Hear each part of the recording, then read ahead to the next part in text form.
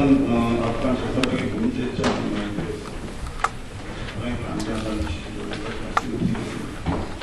사실 제가 자세한 말씀을 드리지 않아도 사실 오늘 토론 과정에서 사실상 지금 아프간에 재파병할 이유가 없고 그것이 많은 문제를 야기할 거라는 점들이 지적되었다고 생각합니다. 저는 네 가지 점에 대해서 말씀드리려고 합니다. 아프간 전쟁 자체에 대해서 생각해 볼 적이 지금 우리가 흔히 유엔 결의에 의한 파병이라고 얘기하지만 그것은 김성훈 대표께서 잘 말씀해 주셨죠. 사실은 9.11 이후에 미국이 대테러 전략과 관련해서 명분을 취할 수 있었음에도 불구하고 부시 행정부가 사실 명분을 잃는 방향으로 있습니다. 전쟁으로 사실은 테러 세력이 근절하기 어렵다는 많은 지적에도 불구하고 이름을 대테러 전쟁이라고 해서 아프간과 이라크에 진출하고 그것을 점령한 것인데 그러니까 여러 가지 문제점이 생겼습니다. 일단 국제기금에도 문제가 생겼습니다. 탈레반을 테러리스트로 전체로 간주하고 국가로 간주하지 않기 때문에 제네바 협정도 적용하지 않고 미국 법도 적용하지 않았습니다.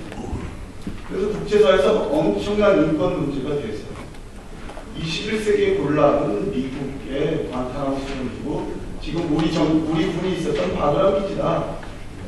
법치의 블랙홀이다. 이것을 다른 것도 아니고 적십자가 미국을 직격탄을 날려서 비판하는 그 전쟁이 지금 아프간 전쟁입니다.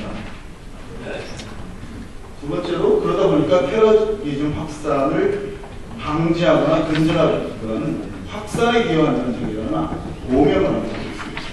대체 어떻습니까? 아프간과 이라크에서 전쟁은 계속 기대했던 어떤 긍정적 방향의 시나리오가 다 실패하는 겁니다.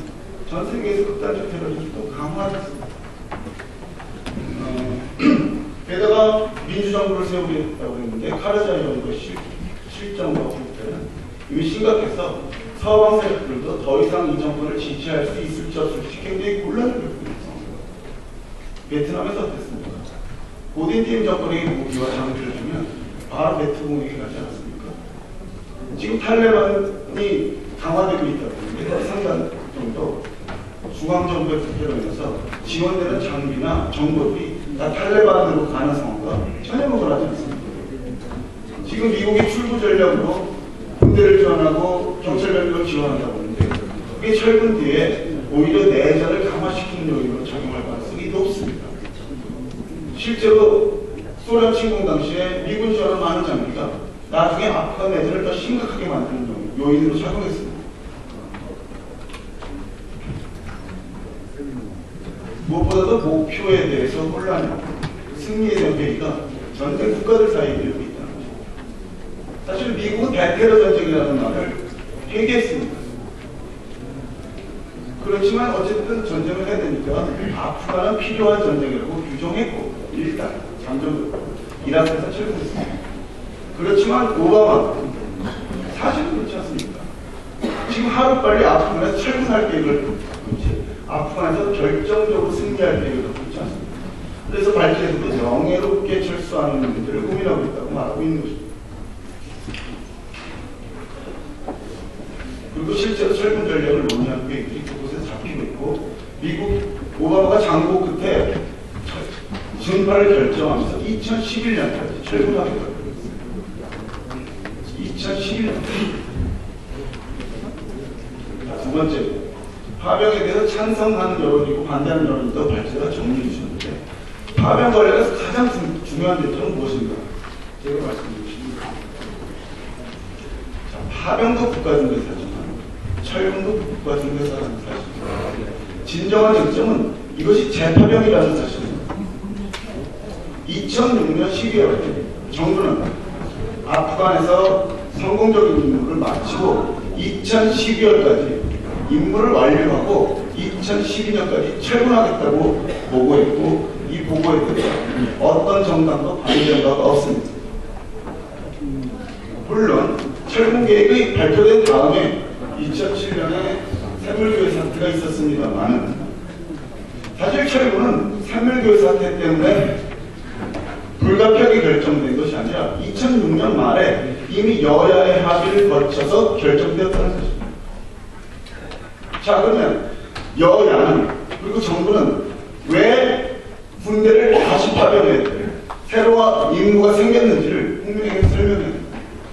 어떤 중대한 사전 변경이 생겼는지, 그리고 그때 완수했다는 임무가 왜 다시 발생했는지 국민에게 설명해야 되는데, 아주 중대한 사전 변경을 국방부나 정부는 말하고 있지 않습니다. 때문에 이것은 국민과의 합의에 반하는 것이라는 것이 가장 중요한 이 재파병에 관련된 논란의 핵심이라는 것입니다.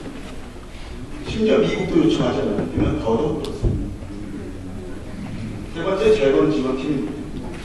실제로 재건지원팀은 뭐 여러 가지 사례가 있다고 얘기하지만 기본 내용은 군입니다. 국제안정화지원군 그 자체가 PRT라고 할 수 있고요. 그것과 경계부대가 PRT에 그리고 ISAF의 상당히 추측입니다. 그리고 실제로 민간의 분은 약합니다. 따라서 군이 주도하는 재건인데 이것이 문제가 있습니다. 2008년에 유엔과 ISAF, 즉 국제안정화지원군과 국제비전국, 말하자면 아프간에서 재건 지원을 도모하는 모든 행위주체들이 모여서 아프가니스탄 민군협력 가이드라인을 만들었습니다. 2008년에. 거기서 뭐라고 했냐면 PRT가 군이 마치 재건 지원을 하는 것처럼 설명해서는 안 된다. 이것은 아프가니스탄에서 재건 지원하는 다른 주체들을 매우 위험하고 재건 지원 효과를 반감시킨다고 했습니다. 이 합의에 유엔도 아프간 지원 다국제권들, 다른 국제 엔전들도 합의했다는 것입니다. 우리 정부가 마치 민간 PRT가 아프간에서 인도 지원하거나 재건 지원을 하는 것처럼 묘사하는 것은 국제적 합의와도 다르고 아프간 정부와 지방정부가 믿고 있는 것과 다르고 그리고 다국제권이 표방하는 바도 다르다는 점을 분명히 상기해야 됩니다. 실제로 유엔 아프간 오피서가 한국 사람입니다.